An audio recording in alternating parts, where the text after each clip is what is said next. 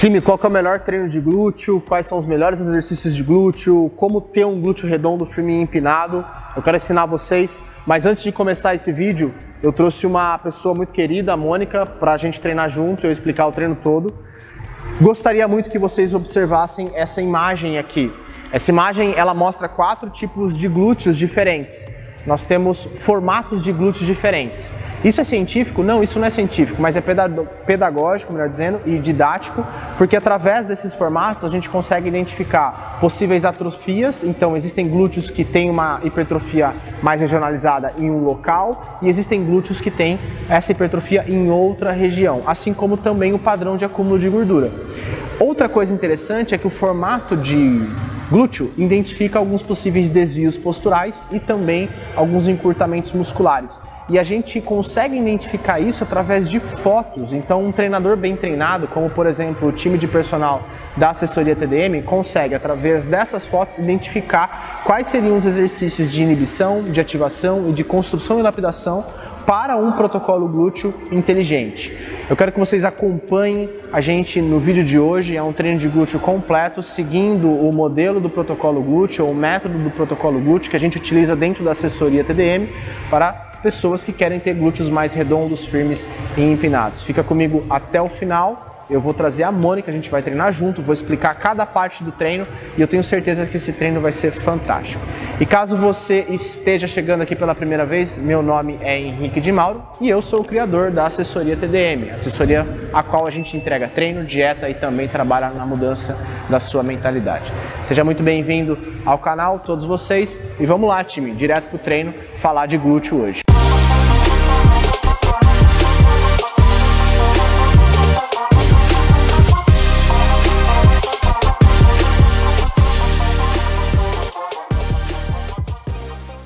Eu vou usar a Mônica como exemplo para vocês entenderem como isso funciona na prática, o que eu acabei de falar para vocês. E se a gente dá uma olhadinha na Mônica na visão lateral dela, vira bem de lado e fica com isso, distribui o peso nos dois pés. A gente vai notar que essa região aqui, ó, a medial inferior, então, do glúteo da Mônica, ela tem uma hipertrofia muito maior do que a região superior. Vocês vão conseguir notar.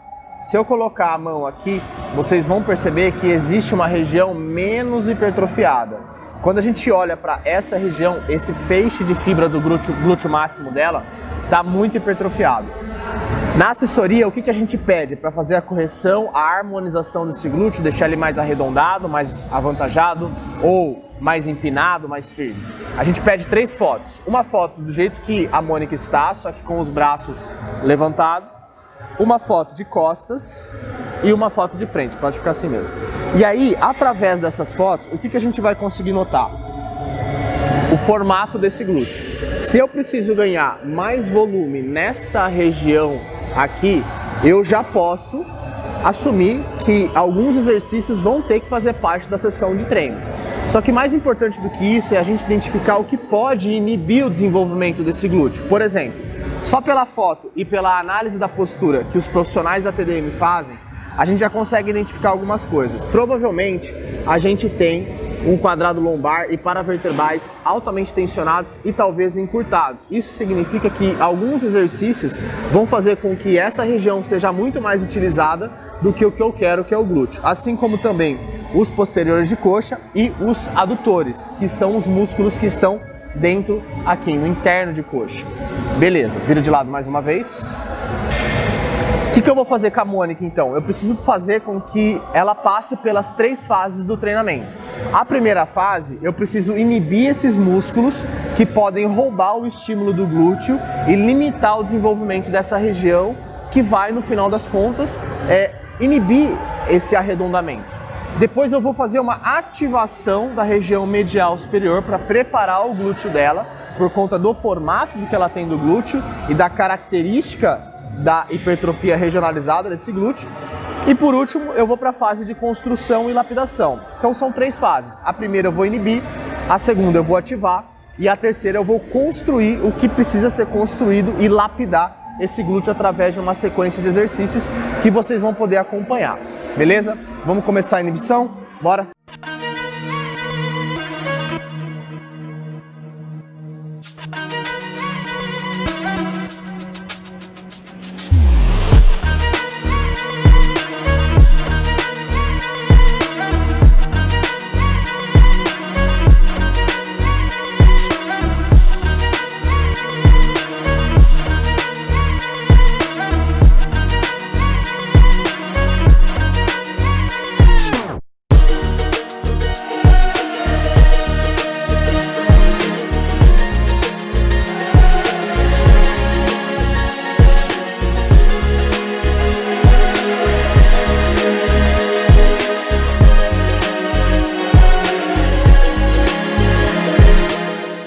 fase de inibição terminou, é uma rotina bem básica, bem rápida, ela demorou aí em torno de 5 a 6 minutos para fazer. A gente fez a passagem pautada na quantidade de respirações e esses alongamentos que ela realizou antes da ativação são de extrema importância para tirar a atividade neural da onde pode roubar o estímulo do glúteo e jogar a atividade neural para onde a gente quer, que é a região superior do glúteo dela, no caso. A gente começou a ativação, quantos foram? Deu? Beleza, troca o lado. A gente começou a ativação no glúteo concha. O glúteo concha vocês podem fazer encostado numa parede, tá? Principalmente iniciante, que não tem muito controle ainda. Eu só tô dando um apoio para ela aqui. Mas a ideia do glúteo concha é fazer uma abdução com um pico de contração para eu trazer toda a atividade para os músculos abdutores, principalmente glúteo médio e os feixes superiores do glúteo máximo, além de outros músculos mais profundos, mas é exatamente para isso que a gente faz o glúteo concha. E o que a gente pode notar? Que a Mônica, ela tem sim uma certa dificuldade de fazer essa abdução, o que já identifica uma certa hipoativação dessa musculatura, justamente porque todos esses músculos que a gente alongou e inibiu antes da fase de ativação estavam realmente muito ativados, hiperativos. A gente vai, além de fazer o glúteo concha aqui como fase de ativação, a gente também vai fazer a elevação pélvica unilateral. E aí eu já explico para vocês por que a elevação pélvica unilateral é interessante como maneira de ativação do glúteo para esse formato de glúteo e também para esse padrão de encurtamento que ela apresenta. Elevação pélvica, vamos lá?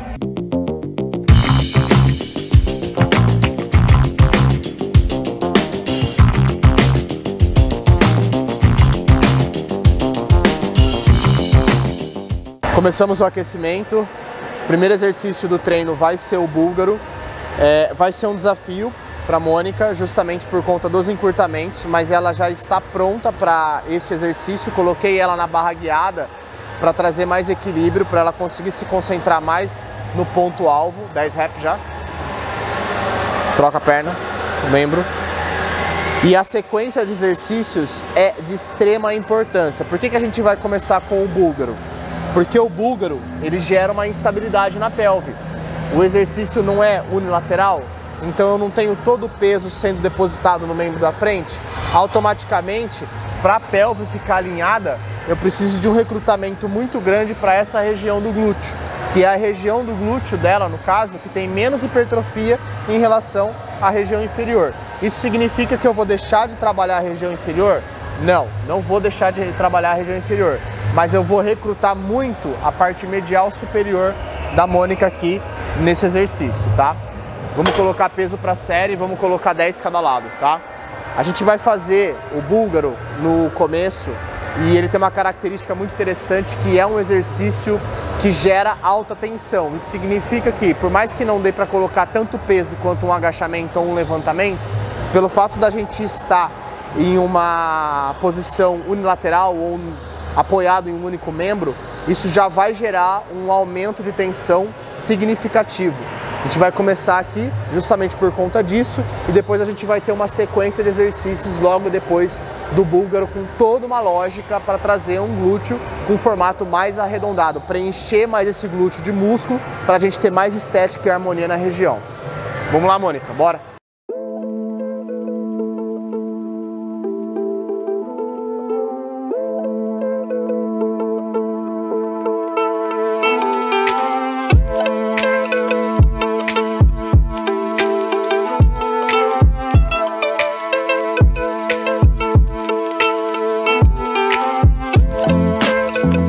Acabou um membro agora, guarda um pouquinho. A necessidade de já ir direto para o outro membro, não há necessidade. Então, em exercícios unilaterais eu posso dar um descanso e não preciso ir direto. Por quê? Esse membro teve um desempenho, teve uma performance e uma capacidade. E ele recrutou não só a capacidade do membro, mas a capacidade também do corpo, a parte neural de estabilizar o movimento, a parte cardiovascular, cardiorrespiratória. Para eu manter o mesmo desempenho, se eu realizar a troca imediata, eu não consigo manter esse mesmo desempenho. Então eu posso dar um tempo, respirar um pouco, me concentrar novamente e aí sim realizar o outro membro antes de um intervalo mais longo. Então Isso pode ser no afundo, pode ser no recuo, em qualquer exercício no lateral, tá? Não há necessidade de trocar e já ir, porque eu perco o desempenho no outro membro e se eu estou perdendo desempenho, o desenvolvimento dele também vai ficar em atraso. Se eu quero equalizar, equilíbrio, proporção, simetria, eu preciso levar isso em consideração. Não esqueçam disso, tá, time? Importante. Vai, Mônica. Segundo exercício, cadeira abdutora de pé. E o interessante dessa dinâmica, dessa cinética na abdução de quadril, é que todo o estímulo vem para o glúteo médio e feixes superiores do glúteo máximo, que é uma região que está hipoativa. Aqui, a quantidade de repetições dobra, então o mínimo é 14, o máximo é 22. E lá no búlgaro, a gente fez de 7 a 11. Como lá eu tenho a possibilidade de carregar mais peso, eu consigo reduzir as reps. Aqui, para eu manter essa qualidade de fazer abdução, ter um pico de contração, voltar com calma, eu preciso reduzir o peso e aumentar a quantidade de repetições. Porque eu preciso dessa área bem fadigada para que ela possa ser muito tensionada em todos os exercícios que a gente vai utilizar no treino de hoje, tá? Então, cadeira abdutora de pé, excelente exercício para a região superior, principalmente no caso dela, que tem esse formato de glúteo e esses encurtamentos que a gente viu no início do vídeo.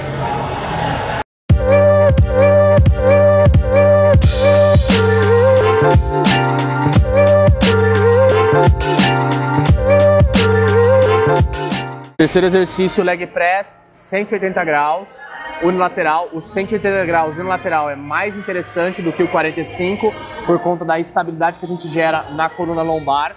Lembrando que quando a gente está falando de unilateral, é a instabilidade pélvica que a gente busca para jogar o estímulo para a parte medial superior. Então, só o fato de estar aqui no leg press, unilateral, por mais que ela esteja estável, a gente está jogando estímulo para a parte superior. Deu? 7 a 11, troca. E aí, o que a gente tem que sempre prestar atenção aqui, na altura dos pés. Depois a gente vai trocar a câmera para vocês verem, um pouquinho mais alto na linha. Isso. E aonde é depositado a tensão? A tensão sempre é depositada no calcanhar. Fora isso, olha o tamanho do movimento que está sendo feito aqui, ó. Ela vem o máximo que ela consegue até uma placa encostar na outra ali, na bateria de peso, para realizar um novo movimento, trazendo o máximo de tensão. Uma observação interessante para que a gente também não confunda as coisas. Todo o glúteo está sendo trabalhado. O que está acontecendo é uma ênfase. O que significa isso? Eu tenho mais atividade sendo jogada para a parte medial superior, no caso da Mônica. Beleza? 7 a 11, Mônica, tenta buscar o seu máximo aí.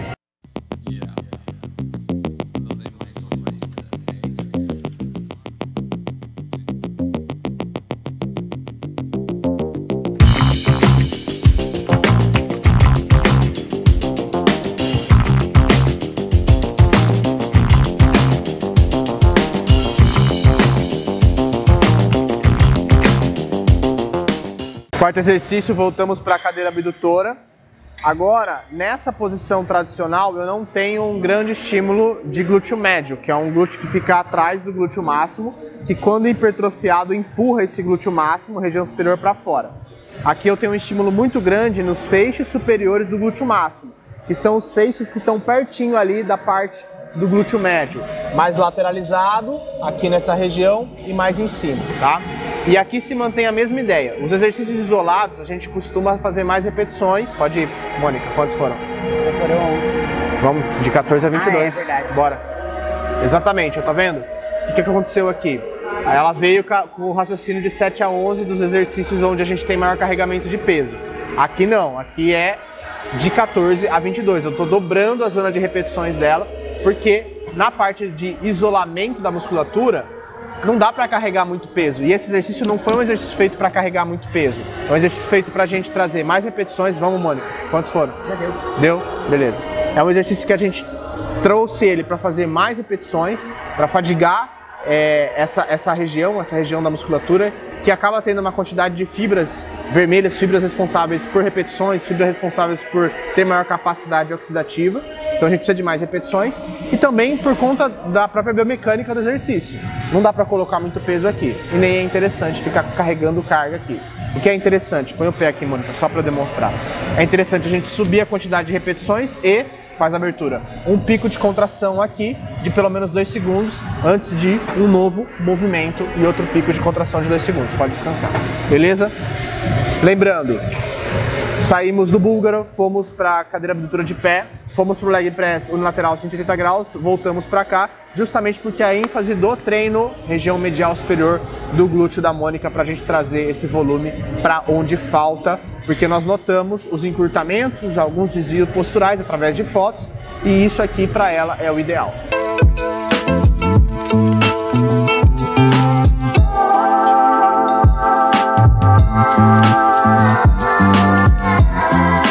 Elevação pélvica, quinto exercício do treino.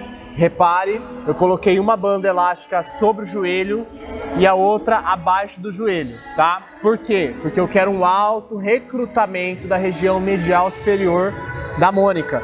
A elevação pélvica é um excelente exercício para a parte medial inferior, mas ela deixa a desejar para a parte superior. O que a gente faz para suprir essa questão, esse déficit da elevação pélvica? Banda elástica. 7 a 11? Beleza. Aqui, esse exercício é um exercício onde a gente pode carregar bastante peso com segurança. A Mônica, ela consegue carregar bastante peso.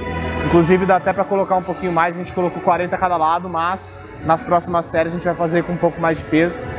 Por quê? Porque se você falhar, se você travar, você simplesmente deixa a barra no chão, tá? Então, nós estamos no penúltimo exercício do treino dela. Chegou a hora de colocar a carga e amassar esse glúteo. Lembrando, como tem as bandas, tem que fazer força para o joelho permanecer para fora. Não se esquece, vocês às vezes assistem os vídeos, esquecem do like, esquecem de se inscrever.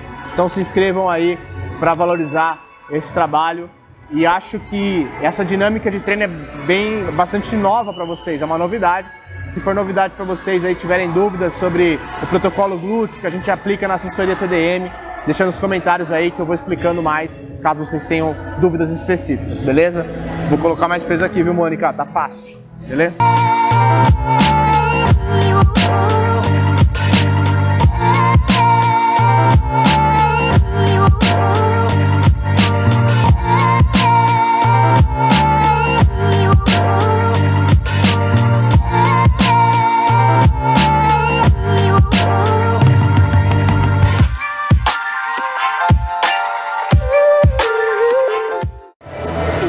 Bora, bora.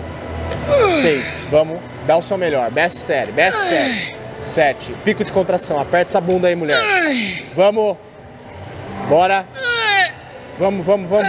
Mais uma, vai. Beleza, ótimo, perfeito. Último exercício da Mônica, abdução. E aqui volta a ideia de 14 a 22 reps, que é o dobro da zona de repetições que a gente estava fazendo em exercícios de alta tensão, trazendo o máximo que a gente consegue de contração para a região superior. Ô Beca, vem aqui perto. Tenta focar aqui, ó, nessa região aqui, ó. Vê se você consegue trazer. Olha que interessante, a gente consegue visualizar esses feixes de fibra aqui sendo recrutados ao máximo. E é interessante aqui porque eles já estão fadigados. Quantos foram, Mônica? Viu? Beleza, eu troco o lado. E é interessante notar que como esses feixes já estão fadigados, ela precisa de uma consciência corporal muito aprimorada aqui. Vai. Vem cá. E não há necessidade de carregar tanto peso, tanto é que ela nem vai conseguir carregar muito peso, tá? É um exercício de lapidação isolado, então a gente traz o estímulo regionalizado aqui. E aonde está o estímulo? Exatamente aqui, ó, nessa região. E aqui a gente consegue notar legal, ó, como essa parte do glúteo da Mônica tem mais hipertrofia do que essa parte aqui. E a gente está fazendo uma abdução não completamente na lateral, então veja que a gente vai naquela direção e não exatamente na lateral, vai um pouquinho mais para a lateral, Mônica. Último exercício, finalizamos, vamos fazer os últimos comentários, fica um pouquinho aí com um pouco mais de takes dela treinando aqui na abdução e depois a gente vai finalizar e concluir tudo que a gente fez hoje.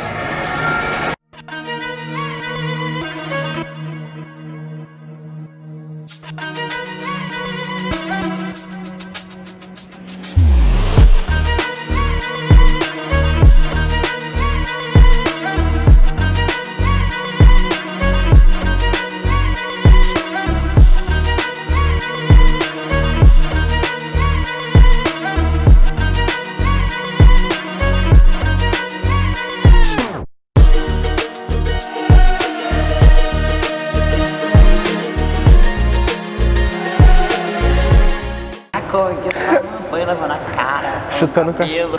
Time, terminamos o treino. Ô Mônica, bota tirar aqui.